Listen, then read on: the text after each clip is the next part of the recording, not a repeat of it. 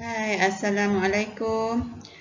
Bersama dengan Cikgu Rozi untuk PDPR Matematik TKSSM tingkatan 5. Okey, ini masih lagi dalam bab 1 ubahan, subtopiknya ubahan langsung. Kita pergi kepada latihan kendiri 1.1B ya. Okey, pelajar kena buat latihan ni.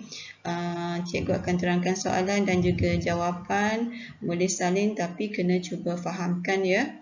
Okey, ni cikgu dah siap-siap buat jawapan, cuma cikgu kena kemaskan lagi jawapannya di sini. Okey, kita lihat pada soalan nombor 1, jadual berikut menunjukkan nilai-nilai bagi dua pemboleh ubah x, y. Tentukan sama ada y berubah secara langsung dengan x atau x kuasa 3. Okey, soalan ni sama seperti macam contoh yang cikgu buat sebelum ni lah. Okey, di mana kalau okey, y berubah secara langsung dengan x. Okey, ini y berubah secara langsung dengan x. So, y sama dengan kx. Okey, y sama dengan kx. Lepas tu untuk dapatkan k akan jadi y per x. Okey, lepas tu yang ni pula y berubah secara langsung dengan kuasa 3x. So, dia akan jadi y berubah, y sama dengan kx kuasa 3. So, kalau awak nak k, dia akan jadi operasi bahagilah y bahagi x kuasa 3. So, cikgu dah buat jadual. Macam ni caranya yang paling cepat lah untuk kita cari apakah nilai bagi k untuk dua persamaan yang diberi, iaitu y sama dengan kx dan y sama dengan kx kuasa 3. Sebelum ni cikgu terangkan kalau nilai k yang kita dapat tu sama, maka dia berubah secara langsung. Kalau tak sama, dia tak berubah secara langsung. Okey, ini cikgu dah salin daripada jadual di atas. Okey, x dengan y. Lepas tu yang ni y per x ni daripada persamaan yang pertama, y berubah secara langsung dengan x, di mana kita nak cari nilai k. So, cikgu dah buat yang ni, 2.5 bahagi 1 dapat 2.5. Lepas tu yang ni 5 bahagi 2 dapat 2.5. Sama juga yang ketiga, 7.5 bahagi 3 dapat 2.5. Sama, ni sama juga. So, k dia adalah sama. Apa kesimpulan yang kita boleh buat di sini ialah y berubah secara langsung dengan x. Okey, itu jawapan untuk yang pertama. Jawapan yang kedua pula, untuk kita dah cari k bagi persamaan y berubah secara langsung dengan x kuasa 3. Okey, untuk k y bahagi ya, kena bahagilah kan, x kuasa 3. So, ambil y dulu, 2.5 bahagi dengan x dia kena kuasa 3. So, dapat 2.5. Lepas tu yang ni 5 bahagi 2 kuasa 3 dapat 0.25, tak sama Okey, yang seterusnya dapat 0.28, 0.17 dan 0.1. Kita ikut pada formula yang kita buat kat sini dah, daripada formula yang atas tadi. So, apabila nilai dia tak sama, nilai k dia tak sama, apa akan jadi? Y tidak berubah secara langsung dengan okey, sekejap dia lambat sikit, x kuasa 3. Okey, begitu juga dengan soalan B.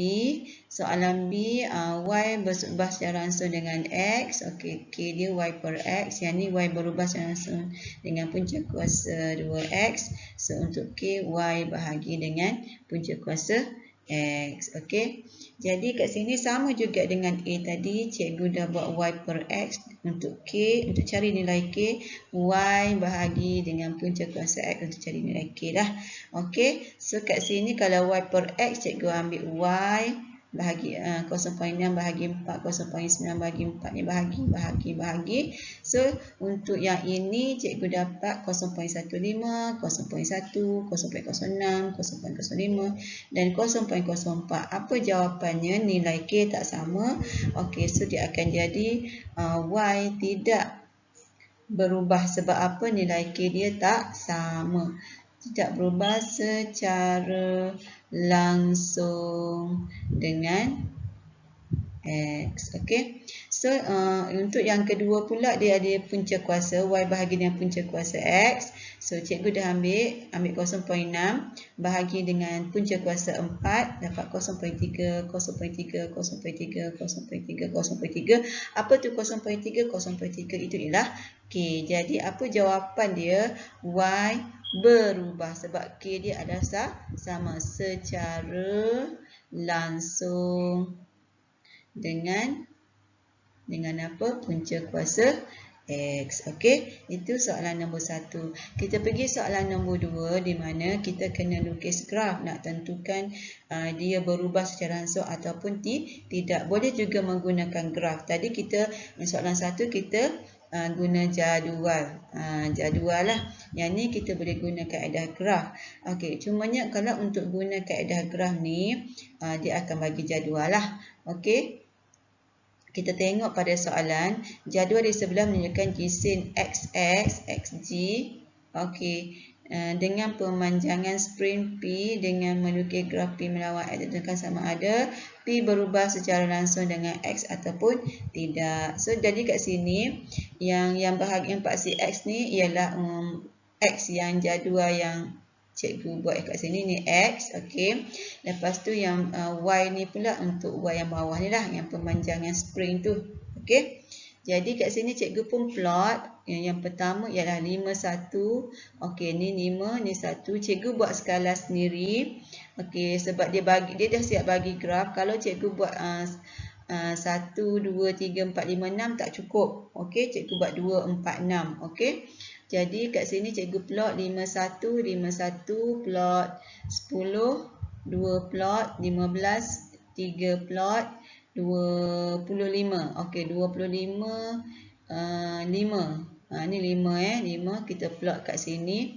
Lepas tu 30 dengan 6 kita plot. Bila kita garis, awak boleh buat sendiri guna pembaris.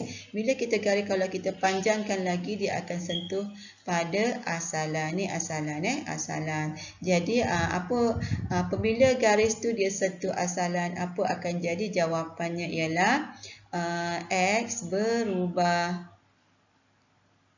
secara langsung dengan Y ke dengan P? Dengan P. Okey, dia berubah secara langsung dengan P. Okey, next kita pergi pada soalan yang seterusnya. Okey, ini soalan nombor 3. Okey, nombor 3 cikgu dah buat. Okey, di mana P 32, Q sama dengan 4 untuk soalan A. P berubah secara langsung dengan Q kuasa 3. Okey, ini jawapan dia. Sekejap ya. Ini dia punya persamaan dia, ini dia punya persamaan dia, P sama dengan Q kuasa 3. So kita gantikan P dengan Q di mana P dah diberi iaitu 32, Q dia 4, kena kuasa 3 lah sebab Q tadi dia kuasa 3. So untuk dapatkan nilai K, pindahkan dia ke sebelah, 4 kuasa 3 ke sebelah. Okey, 4 kuasa 3 ke sebelah. Jadi nilai K-nya ialah 1/2. Awak boleh guna kalkulator lah, tekan kalkulator lah. So kita masukkan balik dalam persamaan ni, persamaan yang kita buat ni. So P sama dengan 1/2 Q kuasa 3. Okey, sama juga dengan konsepnya sama. Konsepnya tetap sama, cuma ni dia berubah secara langsung dengan apa? Dengan apa? Okey, kat sini dia berubah secara langsung dengan punca kuasa 2Q. So kita buatlah simbol dia punca kuasa Q. Punca kuasa Q adalah sama dengan punca kuasa 2Q. So kita letak K untuk persamaan dan kita cari nilai K.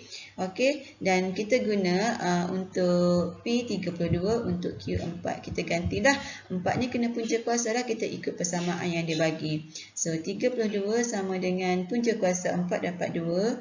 Pindahkan 2 ke sebelah, operasinya bahagi, kena ingat ya. So K sama dengan 16. So sebab itu jawapan dia P sama dengan 16 punca kuasa 2Q. Okey, so jawapannya macam tu. Okey, so sekarang kita pergi pada soalan 4. Okey, X berubah secara langsung dengan jumlah masa T. Kita dah buat. So kita dah buat persamaan, letak K. Okey, bila letak K, kita nak kena cari nilai K dululah untuk dapatkan persamaan tu.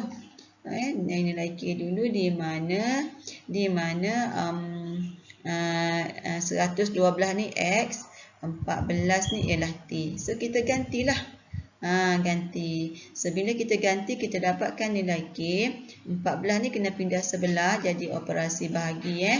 Ingat. Okey. So 112 bahagi 14 kita akan dapat K dia 8. So apabila K 8, apakah persamaan dia? X sama dengan 8T. Okay, X sama dengan 8T. So, untuk nombor 5 pula, cikgu dah siap-siap bagi jawapan cara kerja penyelesaian untuk awak ya. Yang pertama, Y berubah secara langsung dengan X. Yang kedua, Y berubah secara langsung dengan X kuasa 2. Okey, pelajar boleh lihat dan cuba fahamkan. Konsep dia sama. Kita kena cari K dulu. Baru kita boleh cari yang lain-lain tu. Okey? Okey, terima kasih.